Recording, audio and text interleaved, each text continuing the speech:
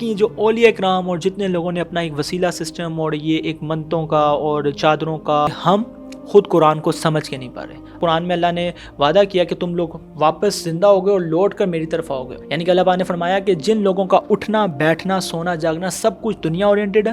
آخرت اورینٹڈ کچھ نہیں ہے، تو ہم نے ان کا تباہ و برباد کر دیا، ان کے سارے اعمال، اور یہاں تک کہ ہم روز محشر میں ان کے اعمال کا وزن بھی نہیں کریں گے۔ انہوں نے کیسے اللہ کا کفر کیا؟ لوگ تو کہیں گے کہ ہم تو اللہ کا کفر نہیں کرتے، ہم تو اللہ کو ایک اللہ مانتے ہیں۔ رسولوں کو بھی انہوں نے مذاق اڑایا، جو رسول آ کے آخرت کے بارے میں بتاتے تھے اور کہتے تھے کہ آخرت اورینٹڈ ہو، دنیا کو صرف اور صرف اتنا ہی جانو جیسے کہ ایک مسافر سفر کرنے کے لیے کچھ دیر ایک جگہ پہ رکتا ہے۔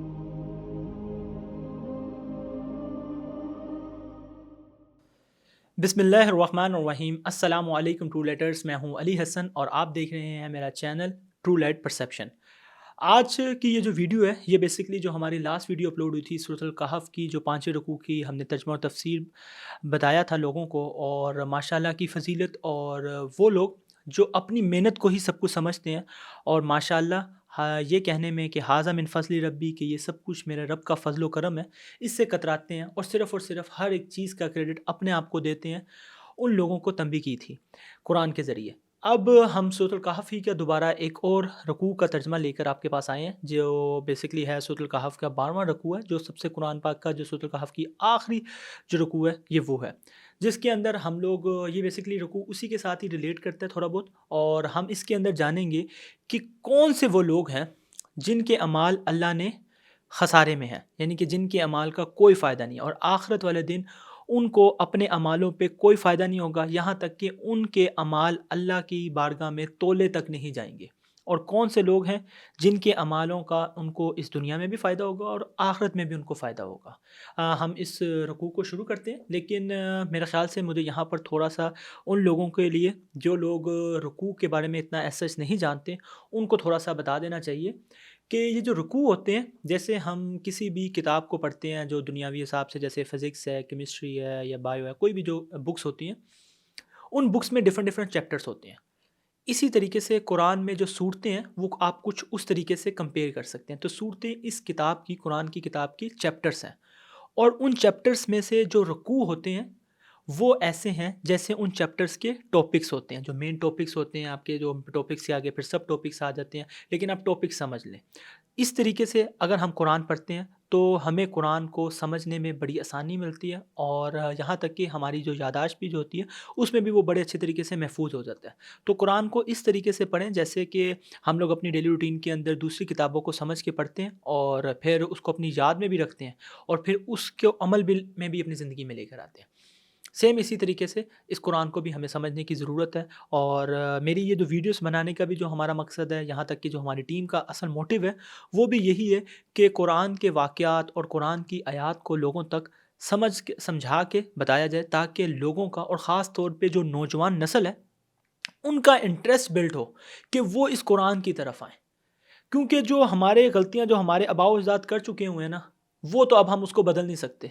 لیکن آنے والی نسلوں کے لیے اگر ہم کوئی چیز کرنا چاہتے ہیں نا، تو ہماری یہ جو نوجوان نسل ہے جس کو اللہ نے قرآن کی ہدایت کی دولت دی ہے، اس کو چاہیے کہ وہ اپنے ارد گرد کے لوگوں کو، اور اپنے آنے والی نسل کے لوگوں کو، اور اپنی جیسے ہی نوجوان نسل کو اس چیز پہ موٹیویٹ کرے کہ وہ خود بھی قرآن کو پڑھے، سمجھے اور اس پر عمل کرے، اور لوگوں کو بھی اس چیز کی ترغیب دے۔ ہم قرآن کی ترجمے کو شروع کرتے ہیں، اور جیسا کہ آپ کو پتہ ہے کہ ہم عربی نہیں پڑھتے زبر زیر کی غلطی کی وجہ سے، اور ہماری کوشش یہ ہوتی ہے کہ ہم عربی کو اٹیچ کر دیں اور ترجمہ اور مفہوم آپ کے سامنے پیش کریں تاکہ آپ اس کو سمجھ سکیں۔ سورۃ کہف ہے، آیت ہماری ہے 102، اور قرآن پاک کی یہ سورۃ الکہف کی آخری رکوع ہے۔ کیا کافروں نے یہ سمجھ رکھا ہے کہ وہ میرے ہی بندوں کو میرے مقابلے میں اپنا حمایتی بنا لیں گے؟ اب یہ اللہ پاک نے بیسکلی اس آیت کے ذریعے ہمیں سمجھ میں آتا ہے کہ جو لوگ یہ سمجھتے ہیں کہ معاذ اللہ حضرت عیسیٰ علیہ السلام یا اللہ کے اور ولی یا اللہ کے اور نیک بندے، قیامت کے دن جب اللہ کسی بندے کے بارے میں دوزخ کا فیصلہ کر لے گا، تو وہ معاذ اللہ اللہ کے آگے کھڑا ہو جائے گا اور کہے گا اللہ نہیں، یہ جو میرا بندہ ہے نا، یہ جو آپ نے جس کے بارے میں دوزخ کا فیصلہ کیا، یہ بڑا اچھا بندہ تھا، معاذ اللہ کہ آپ کو نہیں پتا، مجھے پتا ہے، اور یہ جو قرآن میں آپ نے کہا ہے نا، اور یہ ہمارے پاس درباروں میں آتا تھا ہمارے، اور ہم سے منتیں مانگتا تھا، میری قبروں کے اوپر چادریں چڑھایا کرتا تھا۔ یہ میں بیسکلی جو بتانا چاہ رہا ہوں کہ آج کے زمانے میں جو لوگ یہ سمجھتے ہیں، جو اپنے من و من میں یہ گمان کر کے بیٹھے ہوئے ہیں کہ کوئی اللہ کا ولی یا کوئی ایسا انسان جو قبر میں جا چکا ہوا ہے اور وہ اللہ کے سامنے ہمارا وسیلہ بن جائے گا، اور جب ہماری دوزخ کا فیصلہ ہو جائے گا تو وہ ہمیں کھینچ کے معاذ اللہ جنت میں لے جائے گا۔ ان کی بیسکلی ان لوگوں کے بارے میں یہ اللہ پاک کیا وہ ہے حکم ہے، ان لوگوں کے بارے میں اللہ کا یہ حکم ہے کہ کافروں نے یہ سمجھ رکھا ہے کہ وہ میرے ہی بندوں کو میرے مقابلے میں اپنے حمایتی بنا لیں گے۔ یقیناً ہم نے تیار کر رکھا ہے جہنم کو ایسے کافروں کی مہمانی کے لیے۔ مطلب جن لوگوں یہ سمجھتے ہیں ان لوگوں کے لیے آخرت میں صرف اور صرف جہنم ہی ہے اور کچھ نہیں ہے۔ کیونکہ یہ صرف ان کے ذہن کا ایک شیطانی ایک غبار ہے جنہیں یہ بات سوچنے پہ مجبور کرتا ہے اور وہ پھر اس کے اوپر عمل کرتے ہیں۔ قیامت والے دن کوئی کسی کے کچھ کام نہیں آئے گا۔ ہاں، اللہ کے جو رسول ہیں حضرت محمد صلی اللہ علیہ وسلم،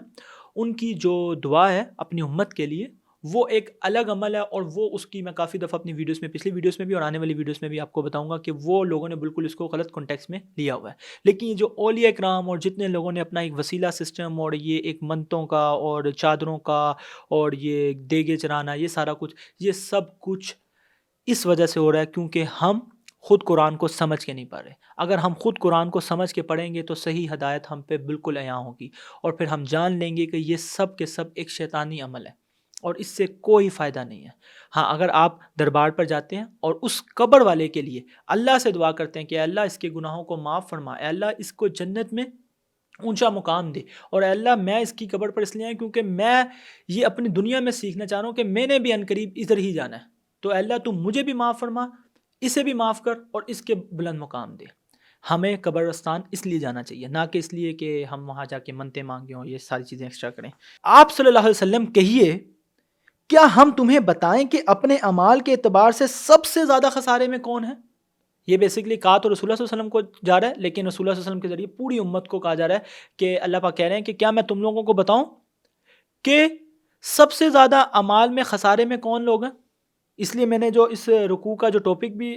لکھا ہوا ہے وہ یہ ہے کہ دنیا میں کن کے اعمال خسارہ پا رہے ہیں اور کن کے اعمال اللہ کے نزدیک کامیاب ہوں گے۔ تو یہ اللہ پاک بتا رہے ہیں کہ کن کے اعمال خسارہ پا رہے ہیں۔ اب سنیں کہ کن کے اعمال خسارہ پا رہے ہیں۔ وہ لوگ جن کی صحیح جد و جہد دنیا ہی کی زندگی میں گم ہو کر رہ گئی۔ وہ لوگوں کے اعمال خسارے میں جا رہے ہیں جو لوگوں کا اٹھنا بیٹھنا سونا جاگنا ہر کام صرف اور صرف اس دنیا کے لیے، اور وہ لوگ یہ سمجھتے ہیں کہ یہ سب کچھ صرف دنیا کا ہی چیزیں ہیں، دنیا میں جو بندہ کامیاب ہو گیا نا وہ آخرت میں بھی انشاءاللہ نکل جائے گا، وہ یہ سمجھتے ہوتے ہیں۔ اور ان کا سب کچھ بزنس کو ترقی دینا، برانڈ ہے تو برانڈ کو روج دینا، صرف اور صرف ساری کوشش لوگوں سے ملنا جلنا، دوستی، بزنس ریلیشن شپ، یہاں تک کہ فیملی لوگ ریلیشن شپ بھی صرف اس لیے بناتے ہیں کیونکہ ان کا دنیاوی جو کاروبار ہے وہ ترقی کرے۔ ان کا سب کچھ دنیا کے لیے ہوتا ہے، آخرت کے لیے کچھ بھی نہیں ہوتا۔ ہاں، ایک دل میں اور ایک نسلی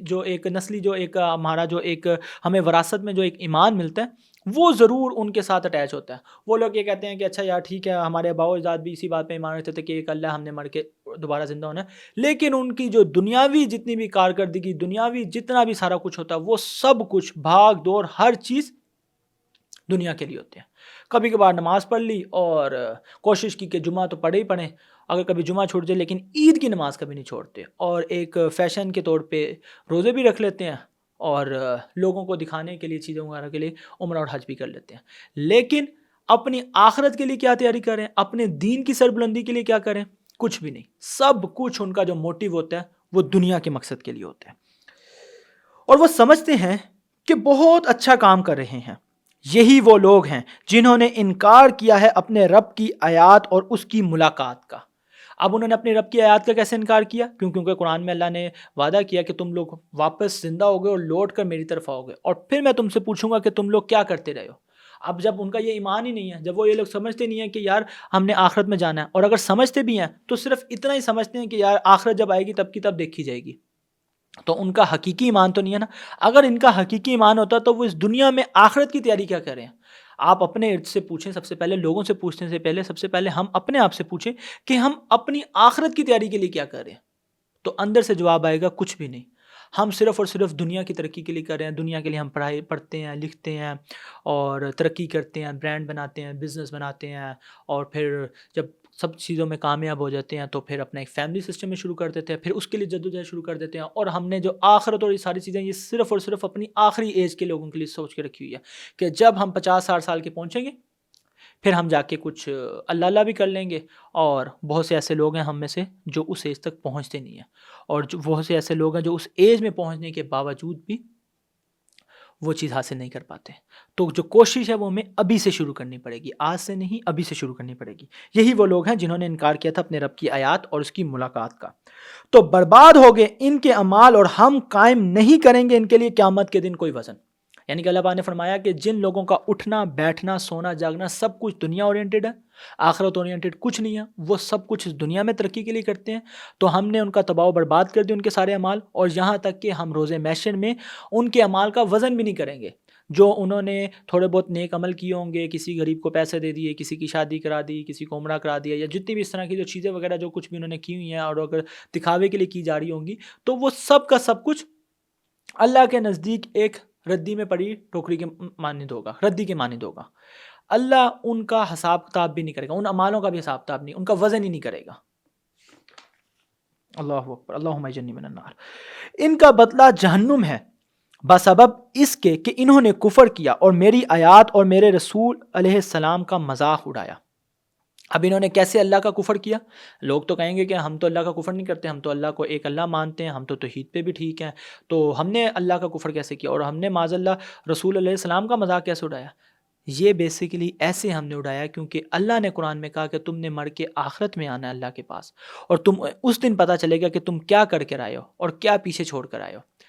تو ہم نے اس کے لیے کوئی تیاری نہیں کی، ہم نے اس کو سیریس ہی نہیں سمجھا، تو یہ کیا ہوگا جب ایک اتنی سیریس بات جس کے لیے یہ پورا قرآن نازل ہوا، جس کے لیے رسول اللہ صلی اللہ علیہ وسلم کو اس دنیا میں بھیجا گیا، اس کو ہم نے مذاق بنا لیا، ہم نے اس کو سمجھا کہ بس ٹھیک ہے جب ہوگا تب کی تب دیکھی جائے گی، تو یہ کیا معاذ اللہ مذاق نہیں ہے؟ تو اس لیے کہا ان کا بدلہ جہنم ہے بسبب اس کے کہ انہوں نے کفر کیا اور میری آیات اور میرے رسول علیہ السلام کا مذاق اڑایا۔ مطلب یہ جو میرے رسول آتے تھے، رسولوں کو بھی انہوں نے مذاق اڑایا، جو رسول آ کے آخرت کے بارے میں بتاتے تھے اور کہتے تھے کہ آخرت اورینٹڈ ہو، دنیا کو صرف اور صرف اتنا ہی جانو جیسے کہ ایک مسافر سفر کرنے کے لیے کچھ دیر ایک جگہ پہ رکتا ہے اور اس کے بعد آگے چل پڑتا ہے۔ دنیا کی حقیقت بس اتنی سی ہے، اور دنیا میں کوئی بھی چیز کو اپنا نہ سمجھو، بس یہ سمجھو کہ یہ آپ کے لیے رہنے بہنے سہنے کا صرف گزر بسر ہے، صرف اس کو اتنا ہی حقیقت جانو۔ تو انہوں نے اس طریقے سے بیسیکلی مذاق بنا۔ تو ان آیات سے پتہ چلتا ہے کہ یہ آیات ہر اس انسان کے لیے جس نے اپنا سب کچھ صرف اور صرف اس دنیا کے لیے کر رہا ہے، آخرت کے لیے کچھ کام نہیں کر رہا، تو یہ آیات سب ان لوگوں کے اوپر فٹ بیٹھتی ہیں۔ ان میں کافر بھی ہیں اور ان میں کچھ مسلمان ہو کر بھی ان کے کام کچھ ایسے ہیں۔ ہمیں ہر بندے کو اپنی ذات کو دیکھنے کی ضرورت ہے۔ پھر آگے اللہ نے فرمایا اس کے برعکس وہ لوگ جو ایمان لائے اور انہوں نے نیک اعمال کیے ان کی مہمانی کے لیے فردوس کے باغات ہوں گے۔ مطلب جو جنت الفردوس ہیں ان کے باغات ہوں گے، جنہوں نے نیک عمل کیے اور جن کا سب کچھ یہ دنیا نہیں تھا، وہ یہ کہتے تھے ربنا آتنا فی الدنیا حسنۃ وفی الآخرۃ حسنۃ وقنا عذاب النار، کہ اللہ ہمیں اس دنیا میں بھی کامیاب کر اور آخرت میں بھی کامیاب کر۔ اور جو لوگ اس کہتے تھے کہ اللہ صرف اور صرف ہمیں اس دنیا میں کامیاب کر، آخرت کی دیکھی جائے گی، تو ان کے لیے آخرت میں تو پھر کوئی اجر نہیں ہوگا نا۔ اور جن لوگوں نے دونوں چیزیں کی ہوئی ہیں، جو لوگ اس دنیا میں بھی اللہ سے دعا کرتے ہیں کہ اللہ ہمیں دنیا میں بھی اتنا گزر بسر کروا، اتنا اچھا کروا کہ ہمیں کسی سے مانگنا نہ پڑے، ہمیں کسی کی محتاجی نہ دے سوائے اپنی محتاجی کی، اور اپنی ساری کوشش آخرت کے لیے کرتے ہیں۔ ہماری دنیا میں اس طرح کے ابھی بھی بہت سے اچھے نیک انسان لوگ ہیں جو آخرت اورینٹڈ ہیں، تو ہمیں بھی ان لسٹ میں اپنے آپ کو شامل کرنے کی ضرورت ہے۔ تو ان کا مقام کیا ہوگا؟ وہ جنت میں فردوس باغات میں ہوں گے، وہ اس میں ہمیشہ ہمیشہ رہیں گے، وہاں سے وہ جگہ بدلنا نہیں چاہیں گے۔ مطلب کیا چیز ہوتی ہے کہ اگر ہم نارملی اگر ایک گھر میں رہ رہے ہیں یا ایک ملک میں رہ رہے ہیں، ایک شہر میں رہ رہے ہیں، تو ہم لوگ وہاں رہ کے تھک جاتے ہیں اور ہم کہتے ہیں کہ اچھا یار اب ہم جگہ چینج کرتے ہیں، کسی اور جگہ جاتے ہیں، آؤٹنگ پہ جاتے ہیں، گھومنے پھرنے کے لیے جاتے ہیں۔ تو جب بھی کوئی جنتی جنت میں جائے گا اللہ کی رحمت سے، تو وہ انسان کبھی بھی اس جگہ کو بدلنا نہیں چاہے گا، وہ ہمیشہ اس میں خوش رہے گا اللہ کے فضل و کرم سے۔ اے نبی صلی اللہ علیہ وسلم، آپ کہیے کہ اگر سمندر روشنائی بن جائے میرے رب کے کلمات کو لکھنے کے لیے تو یقیناً سمندر ختم ہو جائے گا اس سے پہلے کہ میرے رب کے کلمات ختم ہوں، اگرچہ اس کی طرح اور سمندر بھی ہم اس کی مدد کے لیے لے آئیں۔ یعنی کہ یہ جو سمندر ہم اپنی دنیا کے اندر دیکھتے ہیں، اس طرح کے اور بے تحاشا سمندر بھی ہوں، اور یہ سب کے سب سیاہی بن جائیں، اور یہ سیاہی بن کے اللہ کے کلمات کو لکھنا شروع کر دیں، تو بھی اللہ کے کلمات ختم نہیں ہوں گے، یہ سمندر در سمندر ختم ہو جائیں گے، لیکن اللہ کی جو حمد و ثنا، اللہ کی جو کلمات ہیں، یہ کبھی ختم نہیں ہو سکتے۔ یہ اس کو کوئی بیان کر ہی نہیں سکتا بیسیکلی، یہ بیسیکلی انفینٹی کی بات کی جا رہی ہے۔ آپ کہہ دیجئے کہ میں تو بس تمہاری ہی طرح کا ایک انسان ہوں، مجھ پر وحی کی جاتی ہے تمہارے معبود بس ایک ہی معبود کی، کہ یا نبی صلی اللہ علیہ وسلم آپ ان سے کہہ دیجئے کہ میں تو تمہاری طرح اسپیشی انسان ہوں، میں صرف اور صرف تمہیں ڈر اور خوشخبری سنانے آیا ہوں۔ ڈر اس کا آخرت کا، کہ تم لوگ اگر اچھے عمل نہیں کرو گے، دنیا اورینٹڈ رہو گے، تو تمہارا انجام جہنم ہے۔ اور خوشخبری کس کو؟ کہ جو لوگ نیک عمل کریں اور ان کا سب کچھ آخرت کے لیے اور دنیا میں صرف گزر بسر کے لیے اپنی چیزوں کو کوشش کو لگے ہوئے ہیں، وہ ان لوگوں کو خوشخبری ہے کہ اللہ کے نزدیک وہ ضرور سرخرو ہوں گے، اور انشاءاللہ اللہ کی رحمت سے وہ جنت میں جائیں گے۔ اور یہ پیغام کس کا؟ اس ایک اللہ کا جس کے ہم عبادت کرتے ہیں۔ بس جو کوئی بھی امید رکھتا ہو اپنے رب سے ملاقات کی تو اسے چاہیے کہ نیک اعمال کرے اور اپنی رب کی عبادت میں کسی کو بھی شریک نہ کرے۔ تو جو کوئی بھی اس چیز پر ایمان رکھتا ہے کہ میں نے اپنے اللہ کے پاس جانا ہے، میں نے روز محشر اپنے اللہ کے سامنے اپنے اعمالوں کا جواب دینا کہ اللہ میں نے یہ کام کیوں کیے ہیں، یہ ساری چیزیں میرے سے کیوں ہوئی ہیں، یا میں نے یہ جو کوششیں کی ہیں یہ کیا چیز تھی، کس چیز کے لیے تھی۔ جس کو یہ یقین ہے کہ اس نے مرنے کے بعد دوبارہ جی اٹھنا اور اپنے اللہ کے پاس جانا، تو اس کو کیا چاہیے کہ وہ نیک اعمال کرے اور اپنے رب کی عبادت کرے اور اس کے ساتھ کسی کو شریک نہ ٹھہرائے۔ اب یہ جو شریک سے جن لوگوں نے ہماری لاسٹ ویڈیو دیکھی ہے، اگر جنہوں نے نہیں دیکھی میں ادھر اٹیچ بھی کر دیتا ہوں، سورۃ الکہف کی جو 5ویں رکوع کی ہم نے جو ترجمہ کیا تھا، جس کے اندر 2 اشخاص کی ہم نے مثال بیان کی تھی، جس نے اپنی دولت کو، اپنی مال و آسائشوں کو، دنیائی نعمتوں کو اپنا شریک بنا لیا تھا اللہ کے ساتھ۔ تو اس کے میں اندر وہ لوگ بھی آتے ہیں۔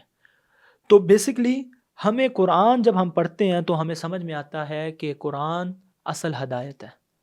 اور ہم جتنی ہی اپنی زندگی میں کوشش کر رہے ہیں اور یہ جو سب کچھ ہم دنیا کے اندر کر رہے ہیں، اور آخر میں ہم 30-40 سال کی محنت کے بعد اس ایک مقام پہ پہنچ بھی جائیں جو ہم نے ایک امید باندھی ہو، اللہ کی رحمت سے اگر ہم اس مقام پہ پہنچ بھی جائیں تو وہ بھی کامیابی نہیں ہے۔ اصل کامیابی کیا ہے؟ آخرت کی کامیابی ہے۔ تو جو اگر آخرت میں ہم کامیاب ہونا چاہتے ہیں تو ہمیں آخرت کی تیاری کی ضرورت ہے، اور اس تیاری کے لیے کیا سب سے پہلے امپورٹنٹ چیز ہے، جیسے کہ ہمیں اس دنیا میں اگر کامیاب ہونا ہوتا ہے تو ہم کتابیں پڑھتے ہیں اور پھر ان کتابوں کے اوپر عمل کرتے ہیں اور پھر ان کے اوپر چلتے ہیں، تو پھر ہم ایٹ دی اینڈ اللہ کی رحمت سے کچھ لوگ دنیاوی طور پہ کامیاب ہو جاتے ہیں۔ اسی طریقے سے اگر آپ نے آخرت میں کامیاب ہونا ہے تو سب سے پہلے آپ کے لیے کیا چیز ضروری ہے کہ آپ اس قرآن کو مضبوطی سے پکڑیں اور اس کو سمجھ کے پڑھنا شروع کریں آج سے، تاکہ آپ کو سمجھ میں آئے کہ اللہ نے آپ سے کیا کلام کیا ہے، اللہ نے آپ سے کیا بات کی ہے، اور پھر آپ اس پر عمل کرنا شروع کریں گے، کیونکہ صحیح ہدایت قرآن و حدیث میں ہے، نہ کہ لوگوں کی باتوں میں اور طرح طرح کے فرقوں میں یا درباروں میں۔ لیکن یہ سب باتیں آپ کو تب سمجھ میں آئیں گی جب آپ قرآن کو خود سمجھ کے پڑھیں گے۔ اسی کے ساتھ مجھے دیں اجازت، انشاءاللہ آپ کی اور میری ملاقات ہوگی اگلی کسی اور اچھی ویڈیو اور قرآن کے کسی اور ٹاپک کے ساتھ۔ اللہ آپ کو اور میرا نگہبان۔ اللہ حافظ۔